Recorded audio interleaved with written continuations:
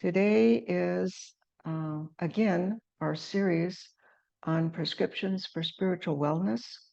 It's the second chapter of the Yoga Sutras, and it is the second to the last in the series. Just a quick review to remind us where we're going today. Previously, Patanjali had introduced us to the yamas and the niyamas and disclosed the effects of perfection in any one of them. And these yamas and niyamas, I cannot say enough that any one of them would lead us to perfection. Sutra 35, Patanjali tells us, Ahimsa pratishtayam tat sanidau vairatyagaha. When the yogin is established in non-harming others, then all living creatures will cease to feel enmity. And I had shared with you a story that my teacher used to tell us, how he and a brother disciple were with Swami Brahmananda, and they were walking, and he was slightly ahead of them. And then all of a sudden they heard a mad bull is coming out of the way. And so an instant later, they saw the bull itself. And these two young monks thought they would protect Maharaj. So they started to get in front of him. But he raised his arms and pushed them back. And although he was elderly, he was still extraordinarily strong. And as the bull approached with lowered head, there was a moment's pause. And Maharaj stood still, confronting it.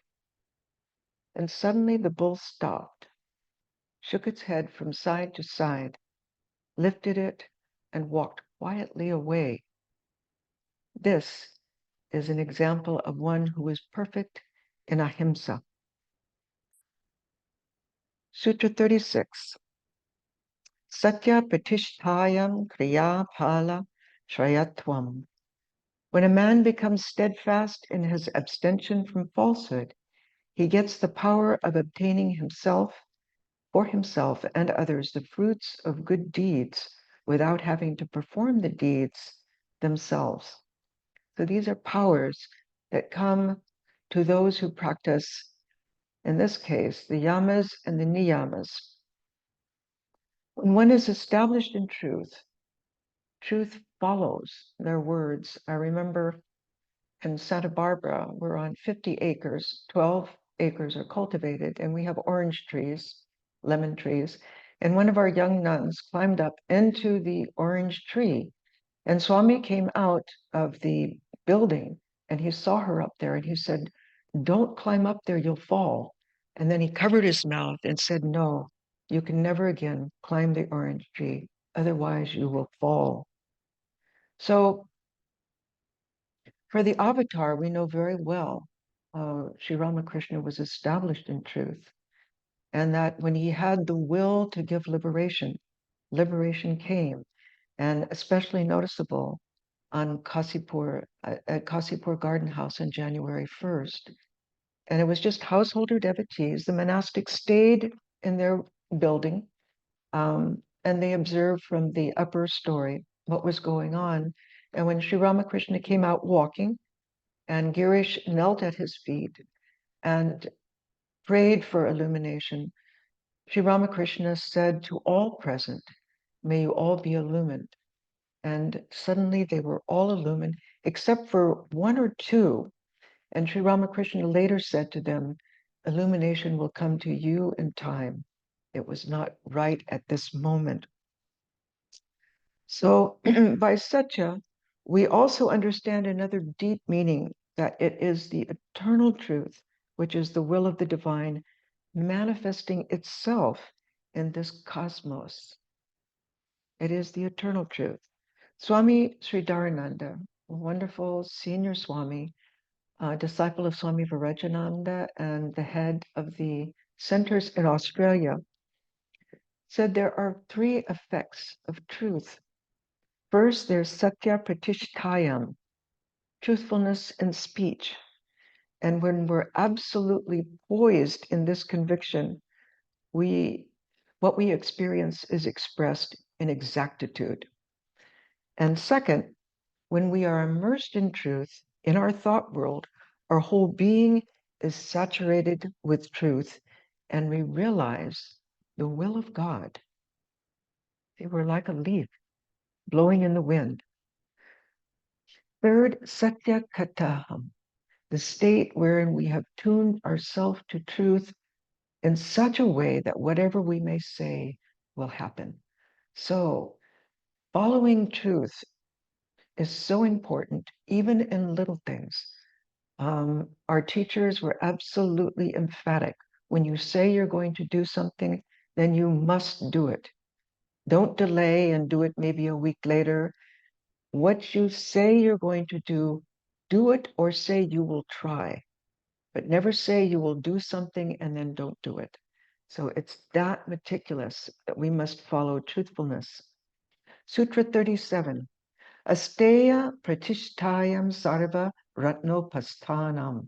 When one is established in non-stealing, all wealth comes to him. Now, in Sri Ramakrishna's case, he was established in non-stealing. So what did the Divine Mother do? She sent 4 suppliers to him. We know that Mathur Babu, the proprietor of the Dakshineshwar temple, was one of them. And Balaram Basu, whose Calcutta family, would always be the master whenever he came to Calcutta. And then there was Shambhu Malak, who served the master and Holy Mother. And then Surendranath of Simla, who was what is called a half supplier, who helped with the rent at the Kasipur Garden House. So all of Sri Ramakrishna's needs were met. Sutra 38, Brahmacharya pratishtayam viryalabhaha. By being established in continence, one acquires spiritual energy. Now, there's so much reason and rationale and experience by each of these yamas and niyamas that we see the truth. It's not simply a demand that's put upon us. It's something that is a truth. And when Swami Vivekananda was asked, how is it that you had such power in your speech? And he said, if you are continent for 12 years, there's a tremendous power that comes to you. And that means continence in thought, word, and deed. Very difficult to do.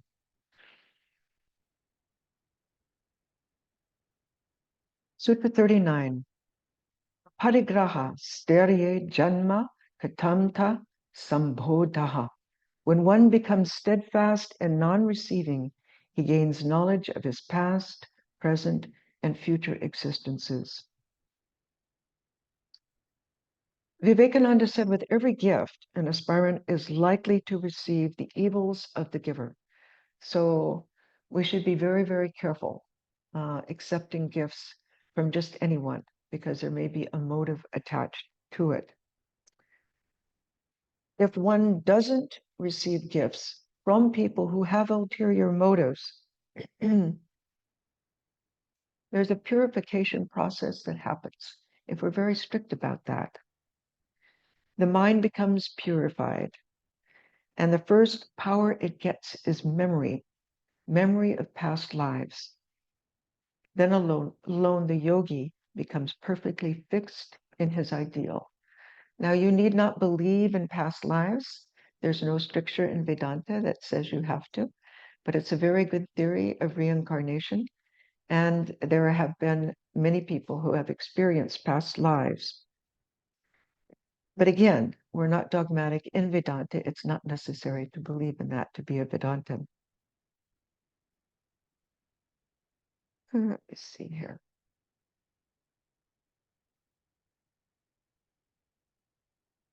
So what are the effects of perfection in any of the niyamas? Socha, purity, samtosha, contentment, tapaha, austerity, swadhyaya, study, and ishvara pranidhana. Sutra 40, purity. Patanjali tells us, Shochat swanga jugupsa parar asam sargaha. As a result of purity, there arises indifference toward the body and disgust for physical intercourse and future existences. Well, you see our monastics, and you see all kinds of monastics, but you don't see a disgust for the body in the sense that their appearances are disheveled. There's a saying, we eat for ourselves, but we dress for others. And so there's a courtesy involved in being, well-kept when we are meeting with others. So, but Vivekananda explains, when there is real purification of the body, external and internal, there arises neglect of the body, and the idea of keeping it nice vanishes. No longer do we spend so much time on the body, shopping for clothes, anointing it, dressing it, all of those things. He says a face which others call most beautiful will appear to the yogi as merely animal if there is not intelligence behind it. And what the world calls a very common face, he regards as heavenly if the spirit shines through it. And I gave you example last time of the wonderful attendant of Swami Prabhupada, who was feature for feature, very ugly. Now, he was very brilliant, but very, very ugly. He reminded me of Brother Lawrence. He was always in the kitchen doing the dishes, but his face was luminous. He was really something to see, a sight to behold. Purity, Sutra 41. Sattva Shuddhi Somanasyaye Kargrendriya Jayatma Darshana Yogatvani Cha. Moreover, one achieves purification of the heart, cheerfulness of mind, the power of concentration, control of the passions, and fitness for the vision of the Atman. So this purity of heart expresses itself more and more as the sattva guna. As the mind becomes saturated with thoughts of God, our facial expression becomes changed, and we develop the guna of spiritual insight and joy. Vivekananda says, the first sign you are becoming religious is that you are becoming cheerful. So we don't want any sad sadhus around us. It's very important to be joyful, to keep that cheerfulness within. And he says to the yogi, everything is bliss. Every human face that he sees brings cheerfulness to him. Why? Because when he sees that face, he knows that the Atman is behind, shining through that being. Sutra 42, contentment, Patanjali tells us. Samtoshad anuttamaha sukhalabhaha. From purity comes unsurpassed happiness. Now, it doesn't mean that you're laughing all the time or giggling or any of that. There is just a joy in being in a realized soul's presence. And purity brings with it desirelessness. So that is where that joy comes from. And when we live without desire, we live in the depths of the present moment, and we therefore feel no anxiety. We feel genuine happiness.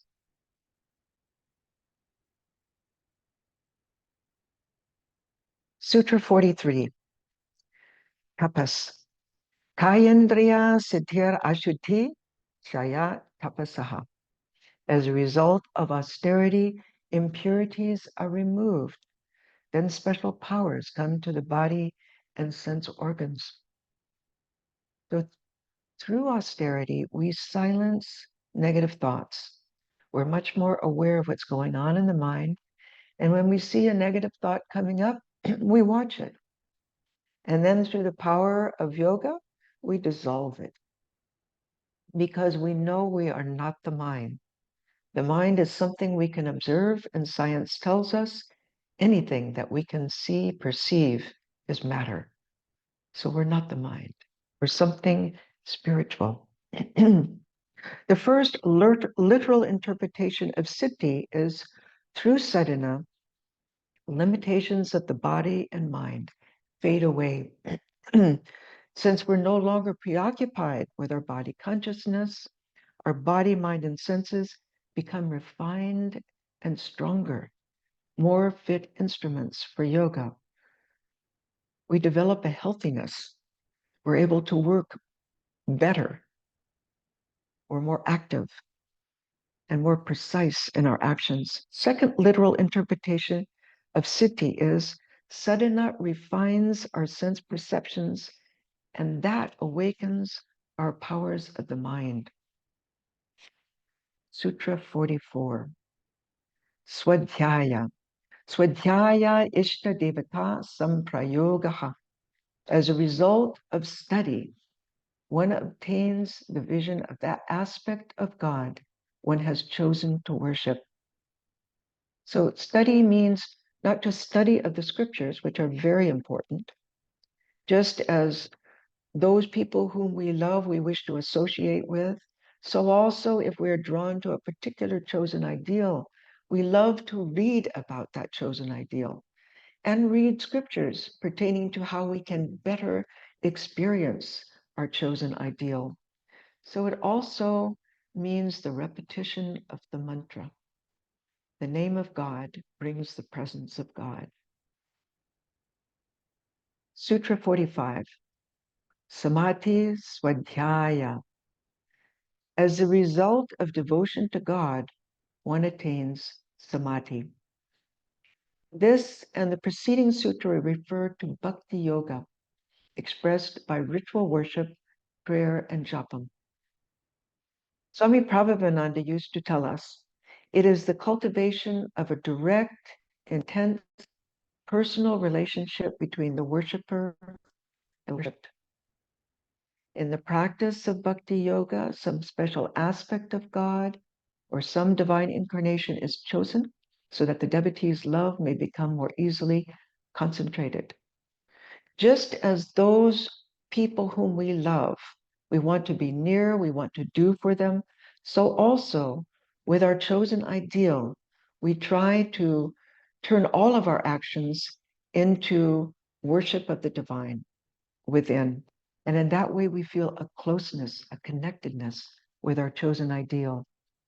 Sutra 29, Patanjali tells us, Yama niyamasana pranayama pratyahara dharana dhyana samadhayostav angani. The 8 limbs of yoga are yama, the various forms of abstention from evil doing, niyama, the various observances we've just discussed, asana, posture, pranayama, control of the breath, pratyahara, withdrawal of the mind from sense objects, dharana, concentration, dhyana, meditation, and then samadhi. So these are step by step, very logical. The yamas and the niyamas comprise 2 of these 8 limbs. Now follow the remaining 6 limbs. Asana.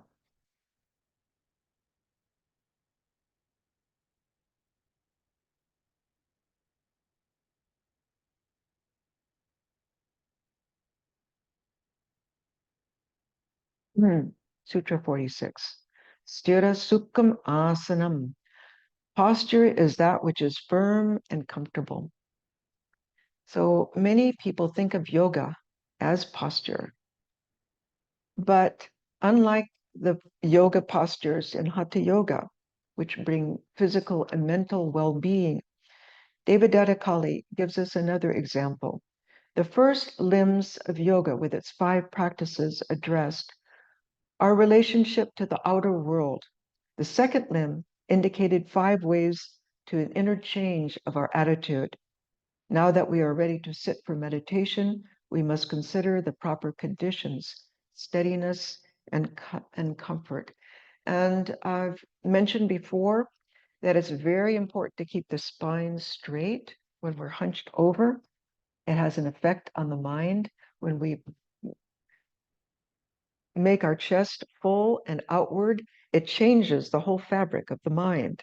We become more alert, we become more positive, and in being alert, we're able to watch the mind, We're able to, by watching the mind, quiet the mind, and then prepare for meditation.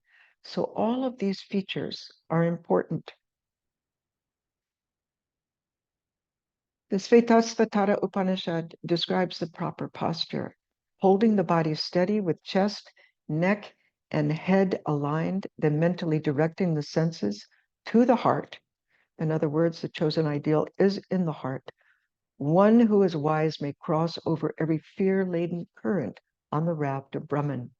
In a clean and level place, free of pebbles, fire, and dust, free of noise and dampness, calming to the mind, and not displeasing to the eye, here sheltered from the wind and retiring into solitude, one should concentrate the mind. Okay, so these physical traits are very important, outer and inner, in order to calm the mind. Sutra 47. Prayatna Shaitilyananta Samapatibhyam. Posture becomes firm and relaxed through control of the natural tendencies of the body and through meditation on the infinite.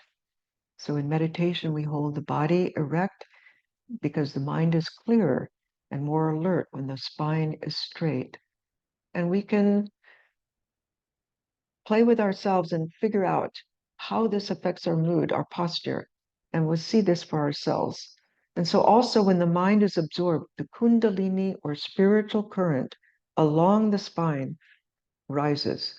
If it's hunched over, it's not as possible to rise. Okay? Sutra 48. Tato dvam dvana bigataha. Thereafter, one is no longer troubled by the dualities of sense experience.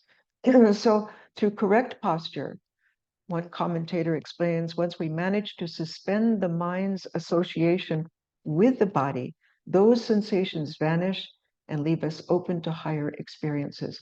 So, the whole point of proper posture is that we can forget the body, and that by proper posture, the mind is alert and also relaxed. And so we can focus the mind in that way.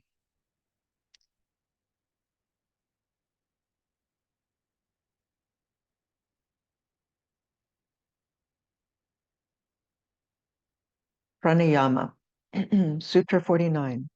Tasmin sati swasa praswa sayor gati vijeta pranayamaha. Once this is achieved, there follows breath control of the motion of inhalation and exhalation. So it can be a very simple pranayama. The fourth limb of yoga focuses on controlling the vital forces of the body. And when we're exercising or stressed, our breathing is heavy and uneven. Whereas when we're relaxed mentally and physically, our breathing becomes gentle and shallow. And then when we become absorbed in concentration, our breathing becomes unnoticeable. And I gave the example before. My teacher said at one time when he went into the hospital for prostate surgery, the doctor was ready to perform. But Swami, whenever he was in a sense of emergency, he would always pray to Maharaj. And evidently Maharaj came because his breathing stopped. He experienced kumbhaka. And the doctor was so shocked, he thought that his patient had died on the operating table. So he put a sheet over the body. And then a few minutes later, Swami came back to normal consciousness, threw off the sheet, and scared the doctor. So prana is not breath, though it is usually translated as breath. It is the sum total of the cosmic energy, according to Swami Vivekananda. We want to be in tune with that cosmic energy.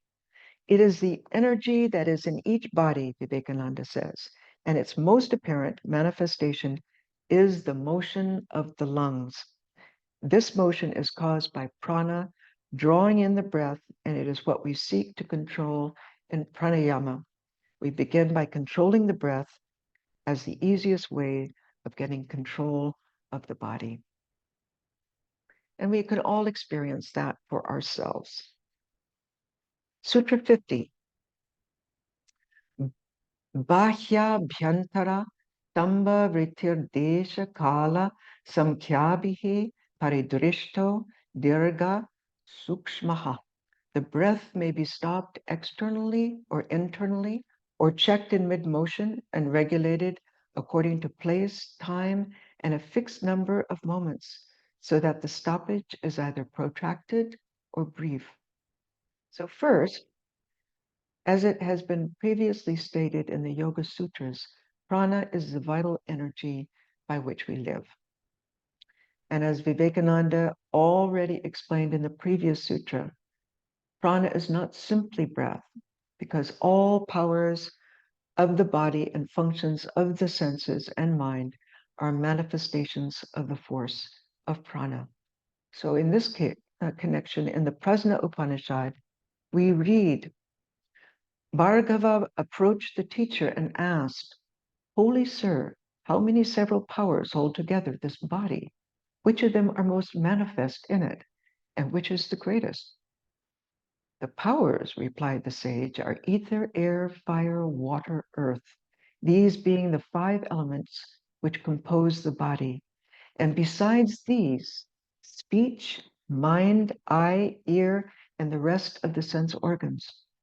Once these powers made the boastful assertion, we hold the body together and support it, whereupon prana, the primal energy supreme over them all, said to them, do not deceive yourselves. It is I alone, dividing myself 5-fold, who hold together this body and support it. But they would not believe him. What did he do? To justify himself, he made as if he intended to leave the body.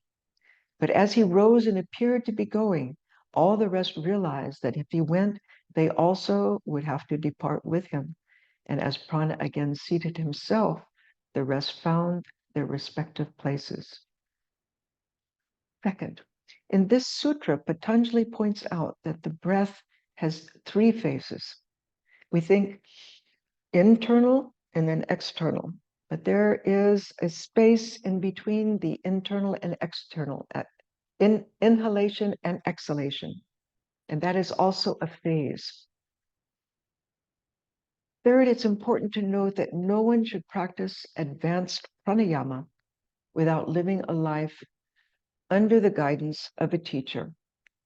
And in the case of extreme pranayama, must be practicing brahmacharya. And another example my teacher gave was he saw in India one young man who had practiced pranayama to an excess, and he could not walk. He could only move like an inchworm. So we have to be very, very careful how we use pranayama. The purpose of pranayama is to calm the mind in order to prepare it for meditation. One not need do extensive pranayama, very simple pranayama, as I'll explain.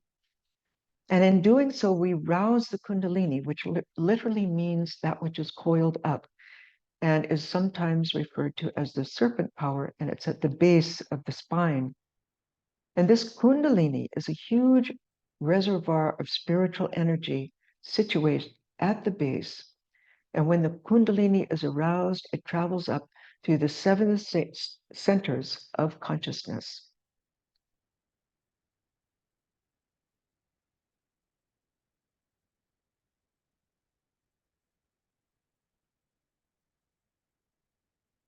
When the mind is attached to worldliness, it dwells in the 3 lower centers. Ramakrishna explained, the first 3 planes of the Vedas may be compared to the first 3 yogic centers, namely the Muladhara, Swadhisthana, and Manipura.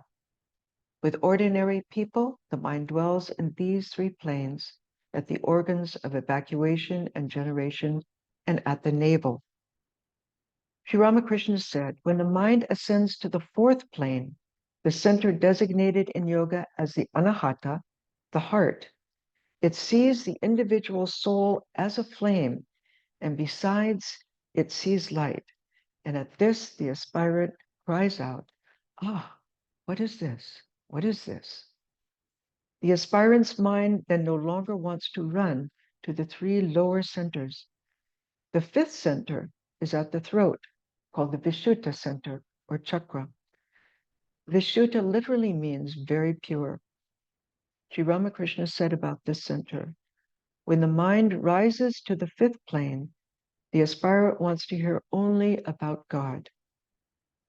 Swami Turiyananda once told Swami Prabhupada, Sri Sarada Devi is always established in the Vishuddha chakra, even when performing the most menial household tasks.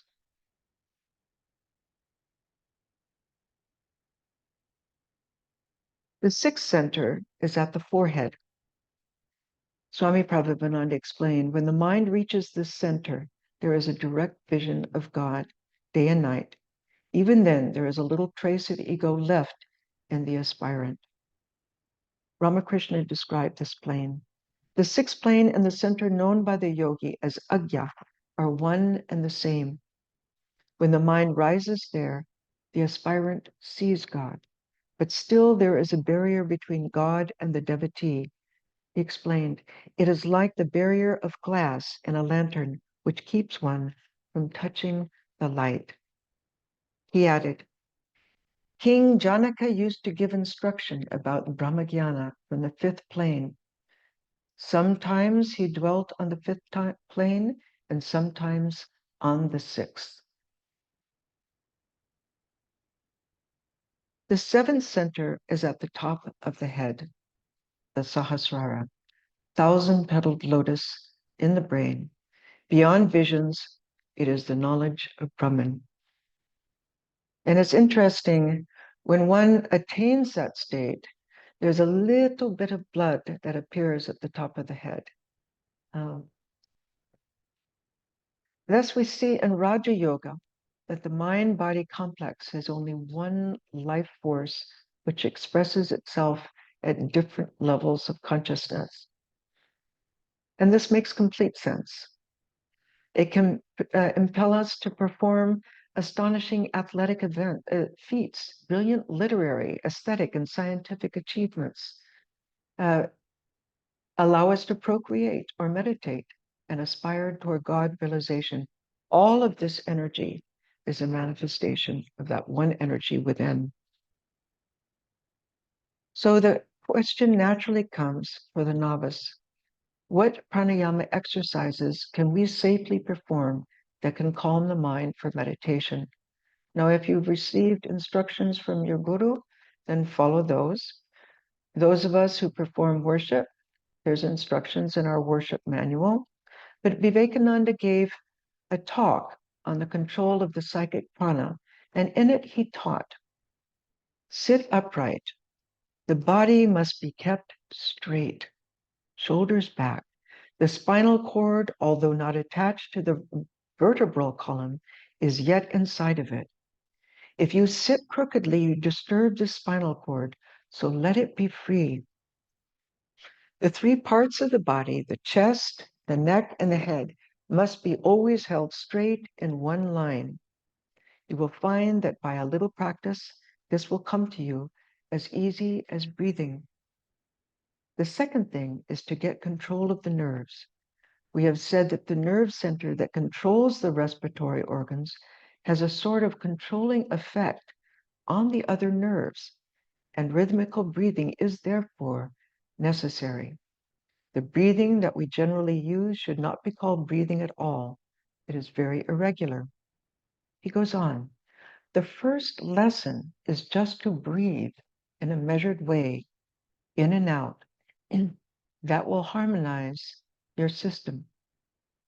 And when you have practiced this for some time, you will do well to join it to the repetition of some word, such as Om, or any other sacred word. In India, he said, we used certain symbolic words instead of counting 1, 2, 3, 4. That is why I advise you to join the mental repetition of the Om or some other sacred word to the pranayama. Let the word flow in and out with the breath, rhythmically, harmoniously, and you will find the whole body is becoming rhythmical. Then you will learn what rest is. He goes on. The first effect of this practice is perceived in the change of expression of one's face. Harsh lines disappear. With calm thought, calmness comes over the face. Next comes a beautiful voice. Now, the third example that Vivekananda gave of pranayama is in his 6 lessons on Raja Yoga. He stated very clearly, close the right nostril with the thumb, and then slowly inhale through the left nostril, repeating the word Om 4 times. Then firmly close both nostrils by placing the forefinger on the left one and hold the breath in, mentally repeating Om 8 times. Then removing the thumb from the right nostril, exhale slowly through that, repeating Om 4 times. So 4, 8, 4. As you close the exhalation, he said, draw in the abdomen forcibly to expel all the air from the lung. Then slowly inhale through the right nostril, keeping the left one closed, repeating Om 4 times. Next, close the right nostril with the thumb and hold the breath while repeating Om 8 times. Then unclose the left nostril and slowly exhale, repeating Om 4 times, drawing in the abdomen as before. Repeat, he said, the whole operation twice at each sitting, that is, making 4 pranayamas, 2 for each nostril, before taking your seat. It is well to begin with prayer. So that's simple. Our pranayama in our worship is a little different, but this is coming directly from Swami Vivekananda.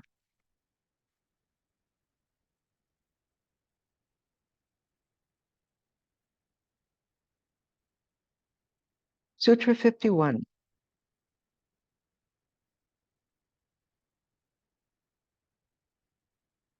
Bahya bhyantara vishayakshepi chaturtaha.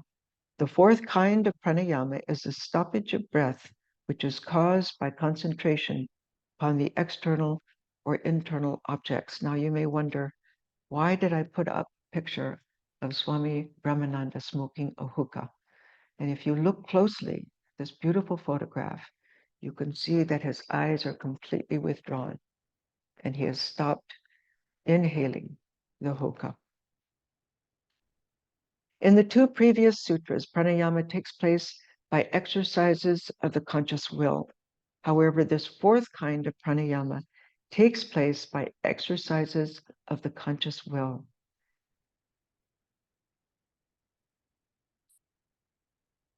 In this 4th kind of pranayama, when the aspirant has reached a higher stage of spiritual development through devotion to God, during meditation, the breath may stop of its own accord when the aspirant is deeply absorbed in concentration. So these direct disciples, really what it must have been like to live with them. It occurs when a spiritual aspirant is advanced enough in his or her practice to be able to support this internal suspension of breath. Now we come to the stages of concentration.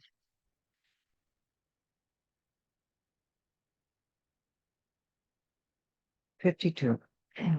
Tataha Shiyate Prakasha Varanam. As a result, the covering of the inner light of the chitta is removed. Vivekananda said, the chitta has by its own nature all knowledge. It is made of sattva particles, but is covered by rajas and tamas particles. And by pranayama, this covering is removed. Swami Prabhavananda, in his commentary, explained the inner light is the light of spiritual discrimination between the real and the unreal. The covering is made up of ignorance produced by our past karmas. And here, it's important to remember that the chitta is the lake of the mind, comprised of manas, part of the mind that receives the sense impressions, the buddhi, the discriminative faculty of the mind, and the ahamkara, our ego sense. Just as the sun is ever luminous, even though veiled by clouds, the self is ever present within us, though veiled by the cloud of our ignorance, the rajas and tamas particles within the mind that cause us to mistake the unreal for the real, birth after birth, time and time again. However, we receive a fraction of that light of the self, which illumines the mind with the limited consciousness to think, feel, and function in ordinary life. With spiritual practices such as pranayama and concentration, the mind is thus purified and the veil of ignorance is dissolved. The light of the self then shines within. And I'd just like to share with you this last weekend with Swami Sarvadevananda. I was really quite amazed by the look in his eyes. He's a very heavy meditator, gets up very early in the morning. He's in the shrine at noon during the worship and also in the evening. Meditation is he loves it. And even as a young monk, he shared that he would sometimes avoid senior swamis so that he could get to the shrine. And now he looks back and laughs at himself because holy company brings so much joy and so much advancement in our own spiritual life. But the expression in his eyes was one very interesting of detachment and absolute saturation of bhakti. It's a very interesting combination of these two qualities exhibited in his eyes.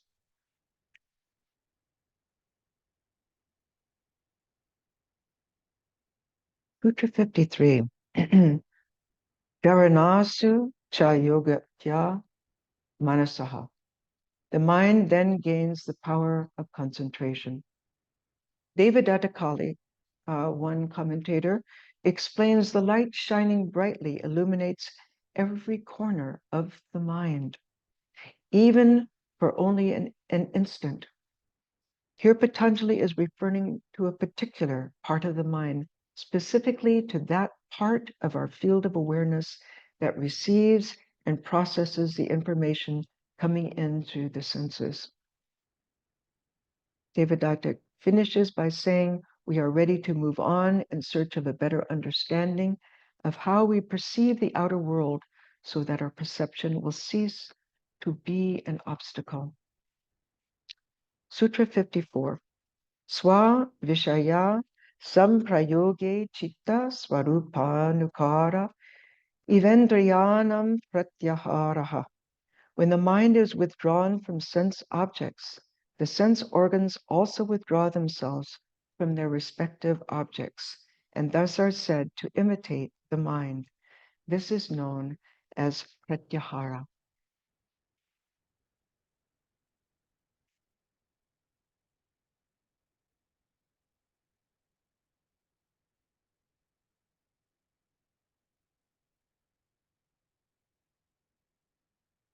Vivekananda explains, the organs are separate states of the mind stuff. This mind stuff is a combination of all the different facets of the mind. He said, I see a book. The form is not in the book. It is in the mind. I see you, but your form is in my mind. Something is outside which calls that form up. The real form is in the chitta. The organs identify themselves with and take the form of whatever comes to them. If you can restrain the mind stuff from taking these forms, the mind will remain calm. This is called pratyahara. So that is why Sri Ramakrishna first prescribed to spiritual aspirants, the mind must withdraw totally from all objects of form, taste, smell, touch, and sound. Only thus does it become pure. So this is something that we are working towards. So what are some of the techniques of pratyahara? To thoroughly understand the nature of sense perception, as stated in Vivekananda's previous commentary, that detaches us from our sensate preoccupation. And so I'd like to share with you a beautiful pratyahara that Vivekananda used to give in his Raja Yoga classes. It's not really a meditation, it's a pratyahara. Because when you sit for meditation, you can't just grab the mind and try to force it within. You first have to understand what's going on in the mind. And to do that, you have to calm yourself, calm the breath, and then watch the mind and see what happens. So you begin by sitting still and straight. Vivekananda explains in his own words, picture the mind as a calm lake stretched before you. Now this is with eyes closed, sitting in your shrine. He says, let the mind drift. See how thoughts come and go as bubbles, rising and breaking on the surface, becoming ripples that are ever widening circles. Make no effort to control your thoughts, but watch them. Follow them in imagination as they rise, break, and float away. I am not the mind. I can see that I am thinking. I am watching my mind act. Hold fast to the idea, he said. I am the witness, watching my mind drift. The mind is not I. Watch the mind as a thing entirely apart from yourself. Identify yourself then with God, never with the mind or matter. So what does this process achieve? Remember, we're scientists, we're entering the laboratory of the mind. So with the higher mind, which is called the buddhi, we can look into the subjective mind. All of us can do that. And when we watch and detach from the mind, thereby we gain control of the mind. And we see the mind for what it is. A monkey, drunk, stung by a bee.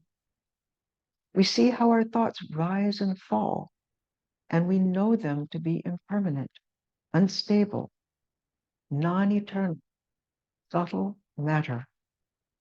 We see firsthand, then, that we're not the mind. And that is a radical truth.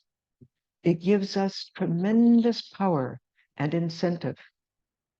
The fact that we can watch the mind with a higher subjective mind, the mindful mind, is the witness. It proves the lower mind can be objectified, and that which can be perceived is matter. The mind is subtle matter. Therefore, the mind is not I. The mind calms of its own accord by this process of pratyahara. And then we can gather the forces of the mind and place the mind in the heart. Continual practice is important. Swami Pravrajika shared, those who struggle to control their senses by withdrawing the mind from external objects and concentrating on God within discover how restless the mind can be. But with daily practice, one can eventually rise above the senses and concentrate the mind on God.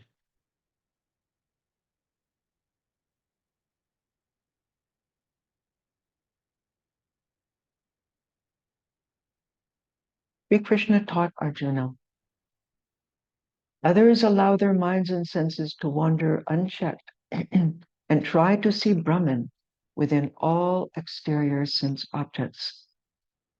Swami Prabhupada in his Gita commentary explained, Sri Krishna also teaches that rather than withdrawing from sense objects, one may let the senses wander unchecked while refraining from conscious enjoyment of the sense pleasures. So watching your mind. He said, during this practice, it's important to remain mentally alert, to remember to see, hear, or experience everything as Brahman. One who follows this path sees that all is covered with Brahman. When hearing music, for example, an aspirant will associate that music with Shabda Brahman, sound Brahman, or God in the form of sound And by giving the mind a Godward turn, we'll find that the sense of sound becomes purified.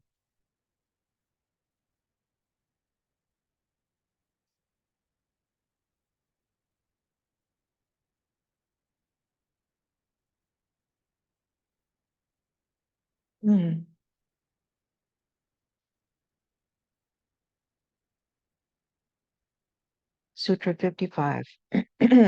Tata parama vasyatendriyanam. From this arises complete mastery over the senses. Vivekananda. When the yogi has succeeded in preventing the organs from taking the forms of external objects and in making them remain one with the mind stuff, then comes perfect control of the organs. When the organs are perfectly under control, every muscle and nerve will be under control because the organs are the centers of all sensations and of all actions. Swami Prabhupada, in his book, How to Know God, the sense organs are like animals which instinctively imitate their master. If the master is weak and subject to certain passions, then the sense organs will imitate and even exaggerate his weakness, dragging him along after him as a child is dragged by a strong, unruly dog. But when the mind is strong and self-controlled, the sense organs become orderly and obedient servants. They imitate its strength instead of its weakness. Every movement of the body expresses the self-control of the mind. So in conclusion, verse 55 concludes with the fifth limb of the 8 limbs of yoga. So in this section, we see Patanjali's systematic approach to the mind and its control. First, how each of the 5 yamas, abstentions, such as nonviolence, truthfulness, non-stealing, continence, and non-receiving of gifts, purify and strengthen the mind. When Swami Brahmananda was asked what he thought of Mahatma Gandhi, he replied in English, "Through sheer force of ethical life, he is knocking at the highest door of spirituality." So what power these yamas have. So each yama brings in its wake a transformation of character. Second, how each of the 5 niyamas, observances, shocha, purity, samtosha, contentment, tapaha, austerity, swadhyaya, study, ishvara pranidhana, devotion to God, brings depth to one's spiritual life. With socha, purity, comes indifference towards the body, internal happiness, the power of concentration, control of the passions, and fitness for the vision of the Atman in its wake. With samtosha, contentment, comes desirelessness and unsurpassed happiness. For one who practices tapas, austerity, impurities are removed. Then special powers come to the body and sense organs. With swadhyaya, study, and japam, comes the vision of one's chosen ideal. And with Ishvara Pranidhana, devotion to God, Samadhi, union with God. And last, Patanjali describes the stages of concentration. In our next talk, the last in this series, we will approach Rishi Patanjali's outline of the stages of meditation. Om Shanti, Shanti, Shanti. Good morning. Happy Memorial Day. So let's take just a short minute to give thanks to all of those veterans and others who have given their service for our freedom. It allows us to be here today. It allows us to practice in whatever way we choose. The greatest gifts and freedoms that we have. And just take a nice, deep, full inhale. And exhale out through your mouth. Do that again.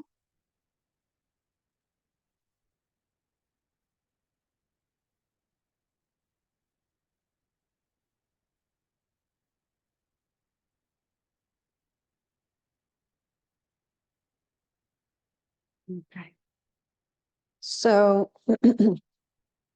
this morning, I wanted to do a practice around breathing, since that was part of the talk this morning was on posture and pranayama, our breathing. And while we're not going to specifically do pranayama, um, with the exception of a very short little practice, we're going to work with our breath in terms of its support of our body while we move.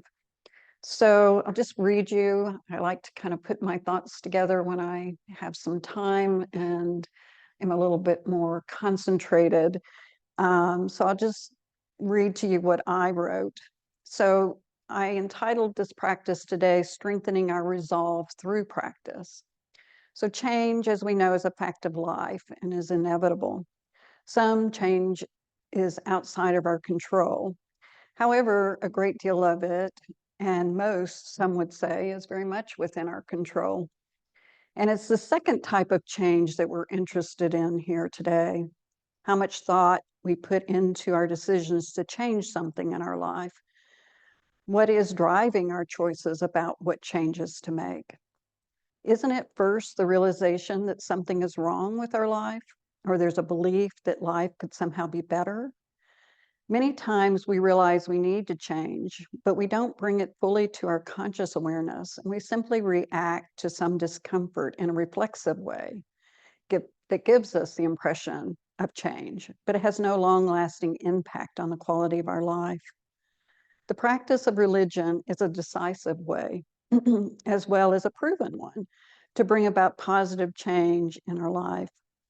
And while the practice of yoga isn't considered to be a religion per se, it is a proven method that helps us bring harmony to all aspects of our life, and that includes enhancing our spiritual life.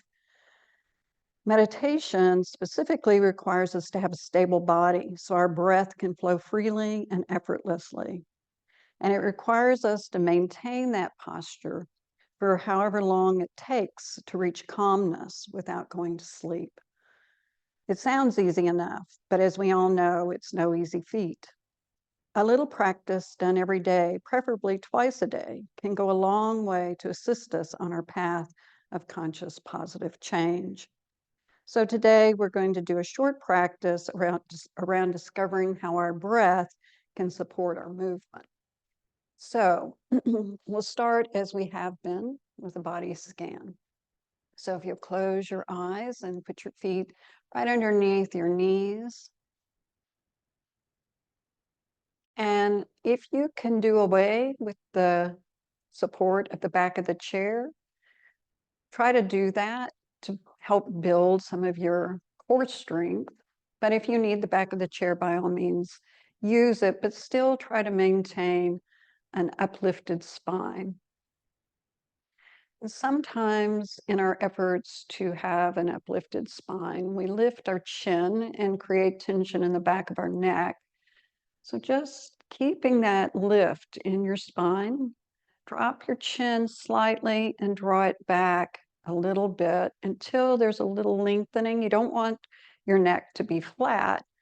You want its natural curve, but you want to release any tension.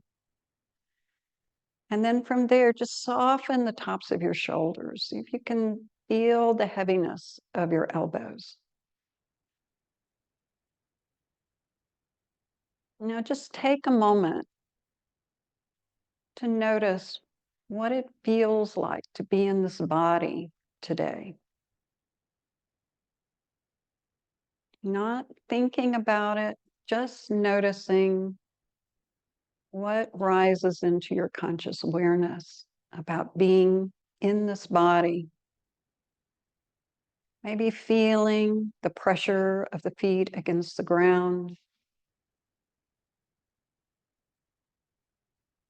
the chair underneath you, providing support. your hands resting on your legs or in each other.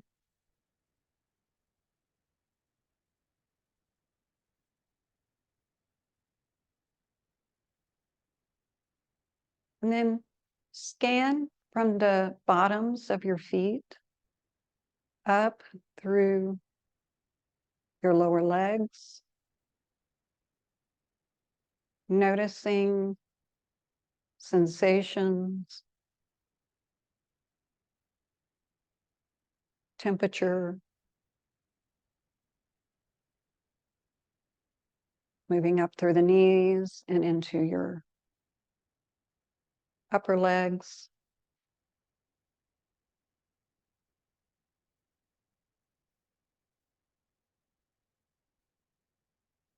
Coming up into your pelvis, your hips.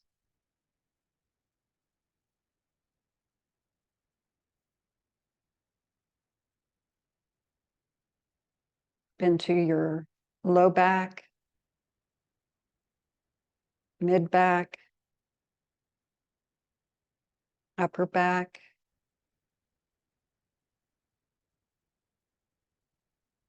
the shoulders, all the way down through the arms and into the hands.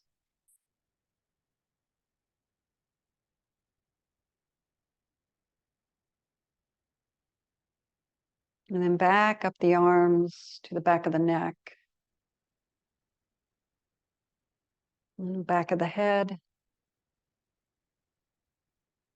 top of the head,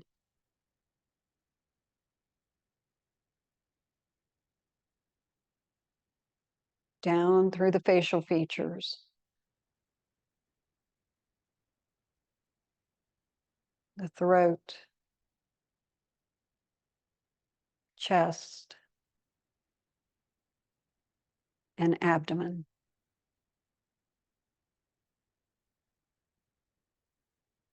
And then just feel your whole body.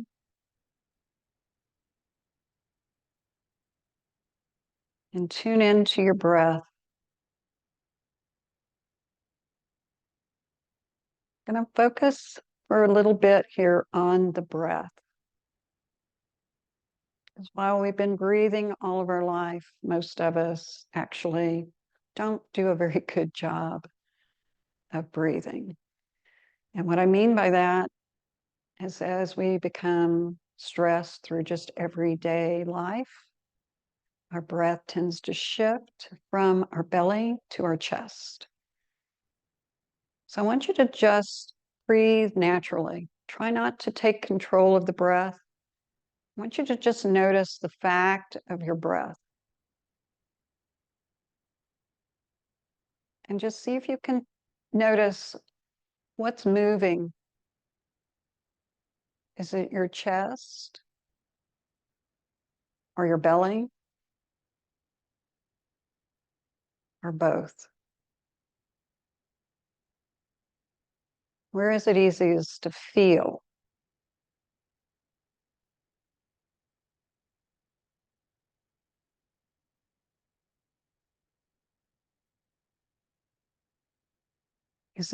Is your breath long or short?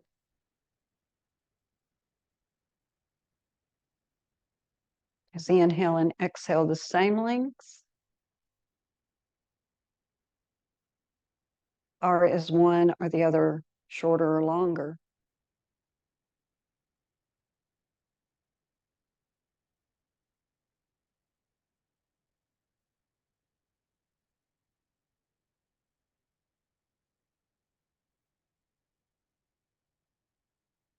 Okay.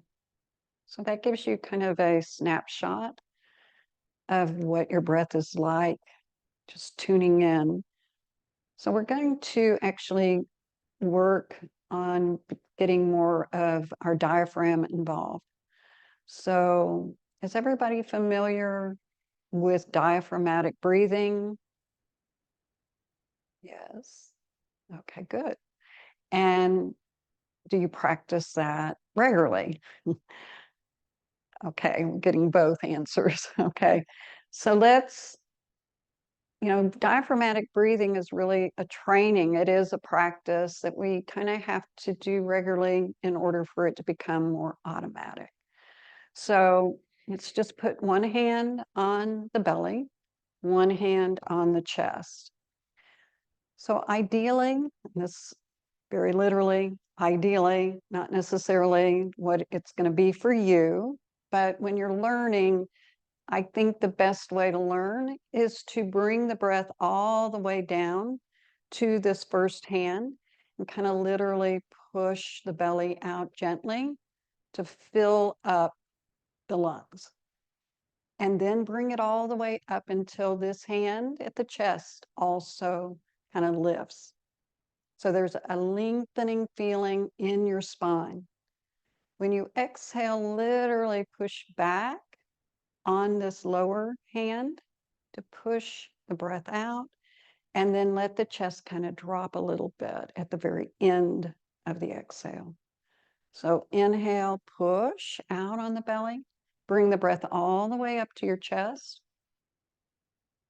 and then exhale. Feel how the spine very gently rounds just a little bit as you exhale and the front body shortens. Inhale, do it again. Exhale. And at first, if you're not used to this, it can feel really awkward and kind of unnatural. This, if you watch a baby breathe, this is the way a baby breathes just always. You'll see their little bellies just moving up and down. And some people literally go into a very calm, meditative state of mind just watching a baby breathe.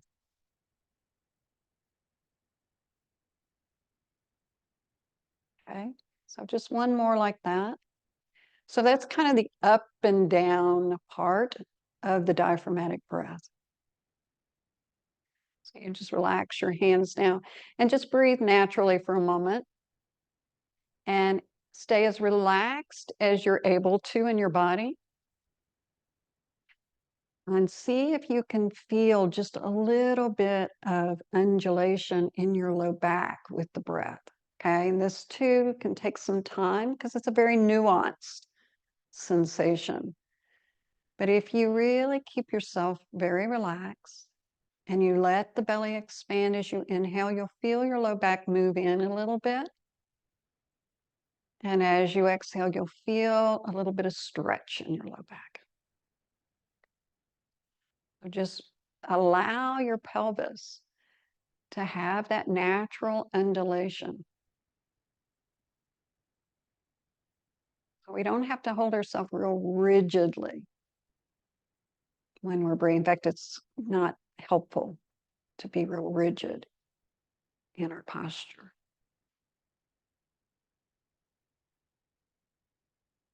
Okay. So the next part of the breath is actually the widening aspect of the breath. So the breath is really a three-dimensional function. It's not just up and down, but it also has a broadening sense. So take your hands right at your ribs, right where the floating ribs and the regular ribs kind of begin. And again, just relax as you inhale. Not only will your belly expand, it won't expand as much. I want you to focus on pushing your ribs out into your hands. And then as you exhale, feel the deflation as it comes back. So inhale, press out, exhale, let it come back. Now you'll notice as you're doing that, there's much less movement in the belly, more movement in the ribs in this piece of the practice we're doing. Eventually, we want them to kind of happen in lesser degrees, but together. So the breath is full and natural. It doesn't become mechanical or forced. We won't get a relaxed mind with a forced breath. Now, this rib breathing, if you will, tends to be very relaxing. If you've been following any of the latest breathing research, there's lots of research on heart rate variability and ways to breathe to improve your focus, et cetera, et cetera. And this breathing tends to trigger our vagus nerve, which is the nerve of our parasympathetic nervous system. So that makes us relaxed. So just relax your hands now and see if you can kind of do both.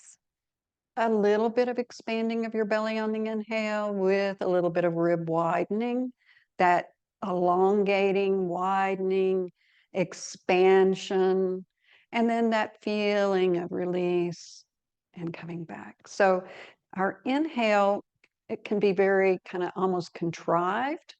The exhale, very natural and relaxed when we're consciously practicing. Okay. So with just that little bit of introduction, I hope that you can maybe see that there's some movements that are going to be natural to one part of the breath, the inhale, and some movements that are natural to the other part, just based on the lengthening and the shortening of the spine. So we're going to do some postures, and I'm not going to tell you whether to breathe in or out with what movement. I want you to try to sense for yourself what feels natural, okay? Don't turn this into a thinking thing. Try to feel what feels natural and good to me, okay?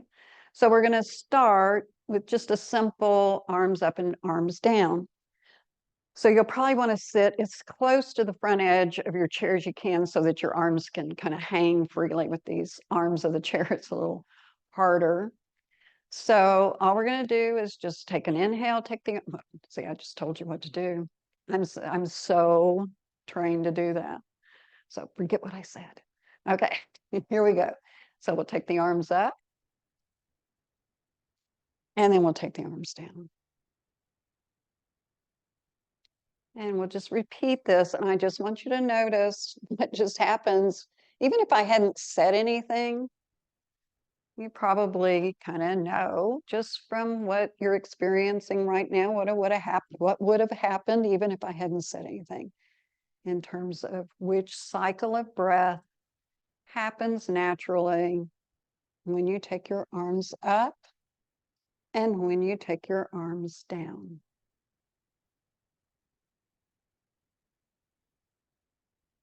And so we kind of begin to see that we can have a little bit of say about the length of our breath simply by changing how fast or slow we're moving our arms. So start to move really slowly.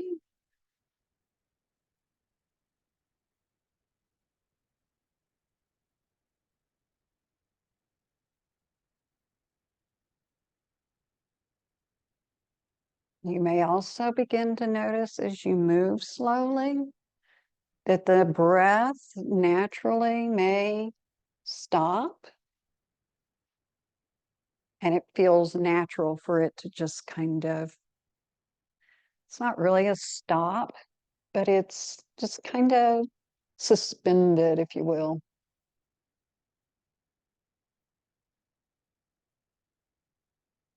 And what's most important here is not whether you're doing it like me or your neighbor, but is that you're following what feels natural to you, movement and breath together.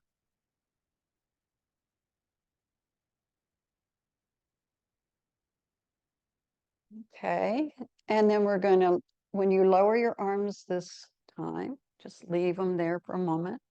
Just notice your breathing. Now it may change. Don't be surprised if it changes quite dramatically in between the poses.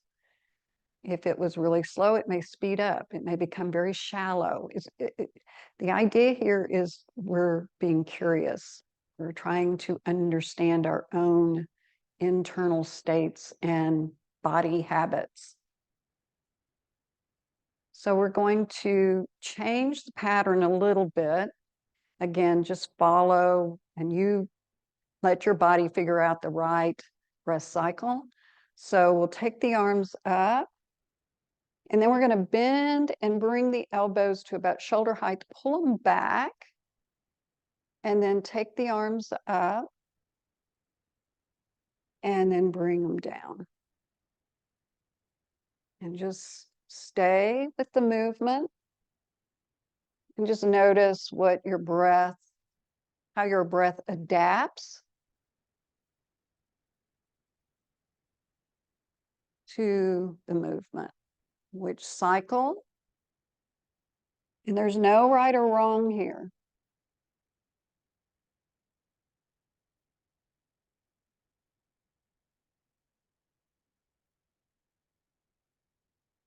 Do 2 more.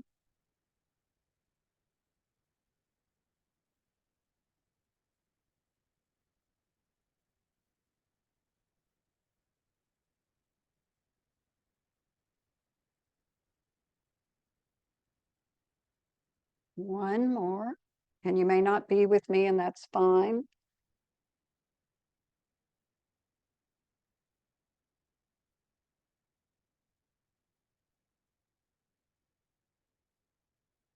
And then just rest with your hands, observe your breath, and just kind of recount to yourself, what cycle were you on with each of the movements?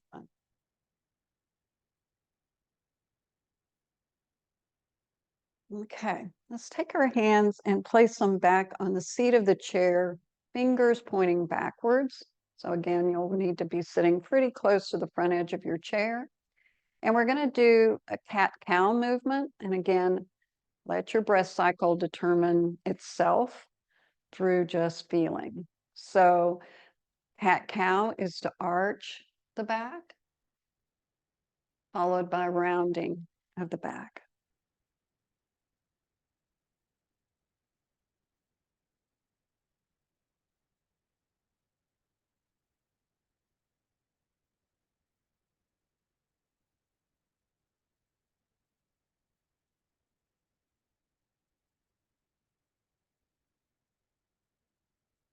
And just really notice those places where you find that you just kind of want to sustain the pose and the breath, even if it's just for a second. That may not happen, but sometimes it does.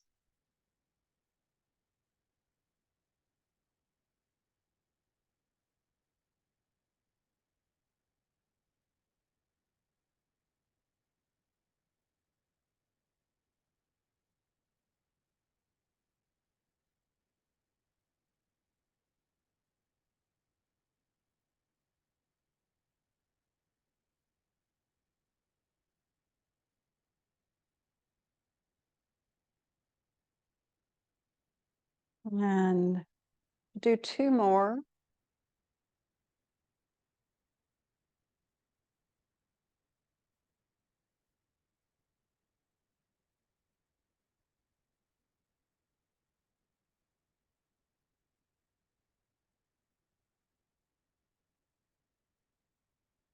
And then we'll come back to mountain pose. And just feel. Now, with each one of these poses, you may start to notice how your internal state of mind and body is slowly changing. Now, what it's changing to will be individual to you. Typically, it's a pretty positive change. If you're really allowing yourself to be natural with this and not trying to force something. So now we're going to just take it a little bit further and go arms up, but then bowing all the way forward, and just see what happens when we do that. So here we go.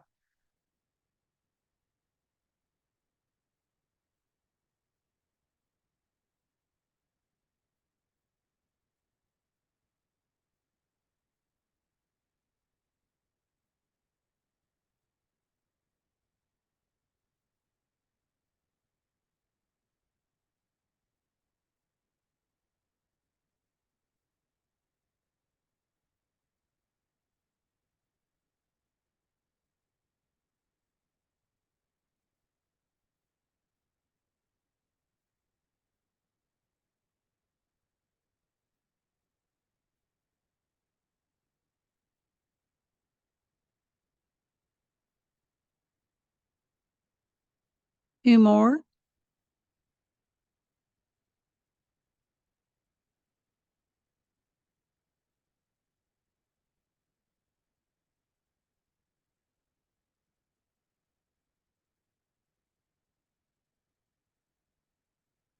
And take the arms up and just bring them down and just observe. Notice how your breath is changing, how your mind is changing, and how the body is changing. You know, sometimes I think we think of change when we do something like this. It's like what changes it's going to bring about. We think we know, because some of them are reliable. We're going to be a little more flexible. Our breath will be a little fuller.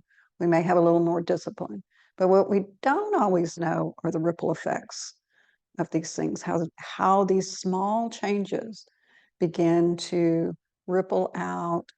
And because of maybe being more calm, we tend to be kinder, we tend to be happier, those kinds of things. And we don't always make those connections. So it's important to really be, you know, kind of noticing what changes are happening in your life. And you can attribute them, because there's really no way of knowing, is there? We can't live alternate lives, when we're doing it with when we're not doing it, to see what the difference is. So, but we can make those attributions if we choose.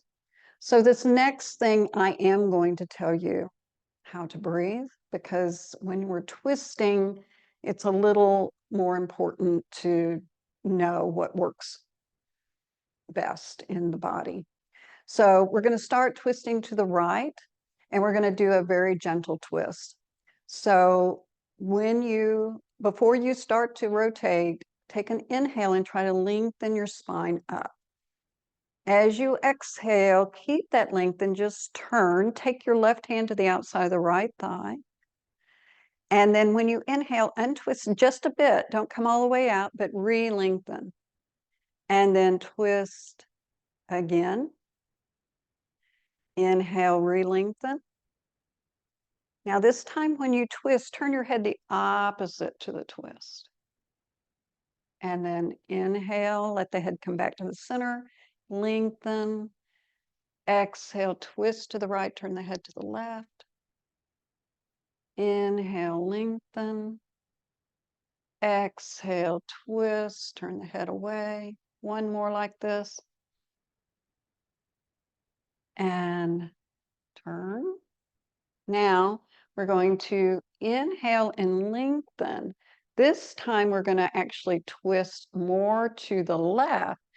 Round over. As you exhale, turn your head to the right.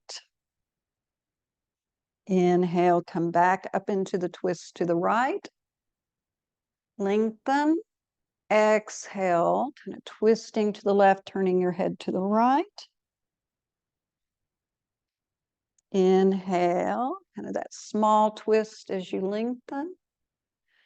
Exhale, over to the left, turn your head to the right. One more like this. Inhale. Exhale, twist, turn the head to the right. Inhale, come back up, and release as you exhale back to the front. Just breathe naturally.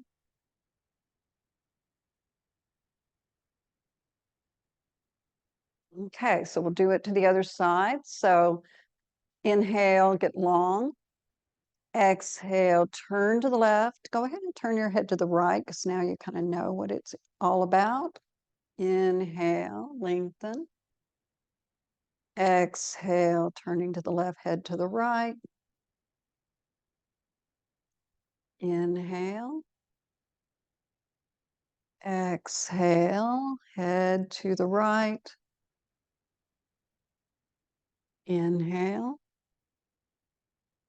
Exhale. See if you can feel that when you do that twist, you lose some of that length, no matter how hard you may try to keep it. Exhale with the twist. just naturally draws everything inward. So now we'll do the other part of this. So inhale and exhale, twist to the right, turn your head to the left as you bow forward. Inhale, come up, head to the right, then twist to the right, head to the left. Inhale, head right, twist left. Exhale, twist right, head left. This really gets the mind going here.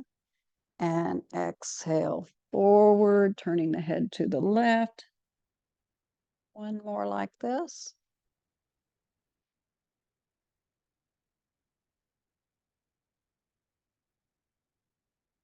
And inhale, come up. Exhale, relax. And just feel. We did a lot of stuff in the upper trunk now, which usually loosens up all of these tensions right in this heart center. So just notice if you feel some sensations in that part of your body. So let's do one more lateral bend. And we're going to just bend over to the right. And in this one, we're just going to hold it. And I want you to just breathe. Just try to breathe however feels right to you. And we'll just breathe like this for the first several breaths, and then I'll give you an instruction. Feeling that maybe natural lengthening on the inhale, and natural contracting on the exhale. So just as an experiment, as you inhale, see how long, how much you can reach on that inhale. And I want you to just reach out there for that full length of the inhale. When you exhale, hold that length and draw your navel back. Inhale, re-lengthen, get long. Try to hold that length as you exhale. Inhale, lengthen as much as you can. Try to hold the length, keep reaching as you exhale. One more inhale, and we'll just come back. Oof. Can you feel how deep that stretch goes when you do that? Feels so good to me. Okay, we'll do the other side. So let's take the right arm to the left and just breathe naturally. Just noticing the breath movements. So maybe, hopefully, in this little short practice, you might be able to see how we can use the breath to really support the body while it moves. Very important part of asana. And then it turns around for pranayama, where the body then supports the breath by just being able to sit in a steady, still place for a long period of time. So now let's do that little practice where we inhale, lengthen. Get as long with your spine and your arm as you can. Hold the length as best as you can as you exhale. Inhale, lengthen. Exhale, hold the length. Pull your navel back. Inhale. Exhale, pull the navel back as you reach. Inhale one more time. Exhale and come back.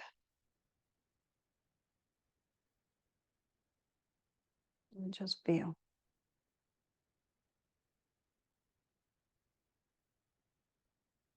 Okay, we'll do a hip circle. Nothing about this except balance. So just circling around your hips, letting your breath do whatever the breath wants to do.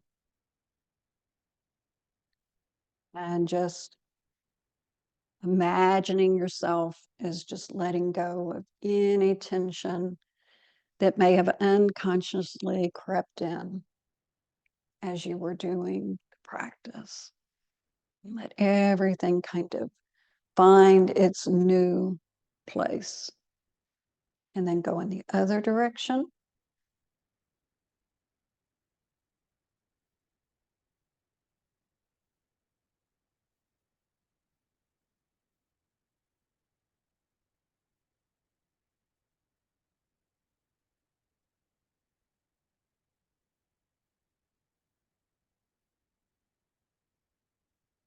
Then coming all the way back, sitting at the very front of your chair.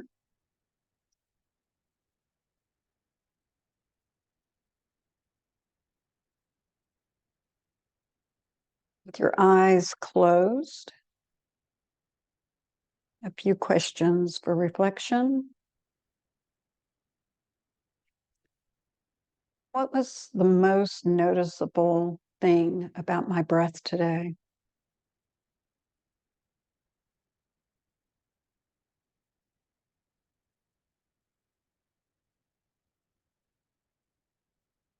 Do I think my breath was coming from my diaphragm or more from my chest?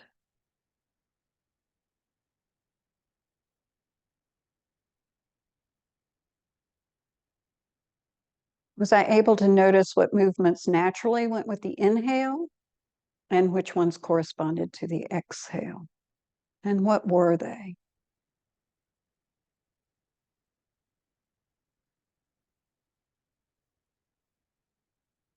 And do I notice any change in how I feel after the practice?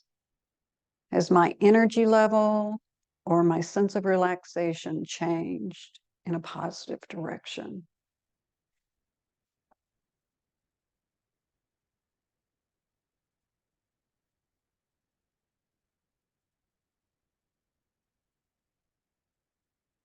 Let's bring our hands together at our heart. And bow the head. And salute the teacher within. And just thank yourself for taking this time to connect on this deep level with yourself.